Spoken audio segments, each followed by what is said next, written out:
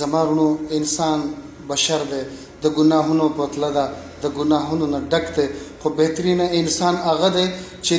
د دنه یو ګناه سرزد شي او د هغې باندې پښیمان شي په زړه کې د پښیماني راشي او د الله خوف راشي او د زر د الله نه توبه وغواړي نو زمارونو زمونږ رب خو ډېر زیات غفور رحیم دی هغه بخلو والا ذات دی چې د توبه وکړي نو الله رب العزت معاف کړي زمارونو بیا د دنه څه غلطي وشله څه خطا وشله د بیا توبه وکړه د الله نه معافي طلب کړه الله رب العزت بیا معاف کړي زمارونو بیا د دنه یو غلطي وشي او د بیا الله ته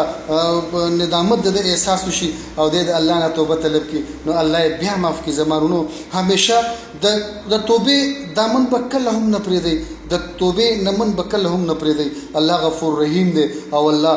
توبه طلب کول والا خوخی ان الله يحب التوابین الله چې څوک توبه کوي نو الله هغه خوخي زمارونو نو وی شیطان نه دی وی یو مرحله داسې هم راشي چې شیطان هم ستړی شي هغه هم پښیمانه شي چې یاره سره دا کس ګناهګارو ما زه به دی به ګناهګاره کم غلط به کم دی به ګناه وکړي خو دی به بیا د الله نه توبه طلب کړي او الله خو غفور رحیم دی الله به بیا معاف کړي نو د شیطان هم ملا ماته شي نو زمارونو همیشه توبه به د توبې نمن به کله هم نه پرېږدي موږ خو ګوره انسان دی خطاکار دی ګناهونه تکېږي نو چې کله هم اول به موږ کوشش کوو خپل پوره کوشش به کوو خو شیطان په موږ پسې لګېدلی دی او موږ به ګمراه کوي نو که چېرې موږ نه ګمراهي هم شي او ګناه هم شي نو د اخلاص سره د الله نه توبه طلب کوي د توبې کله هم توبه مه پرېږدئ زمارونو ولې چې الله توبه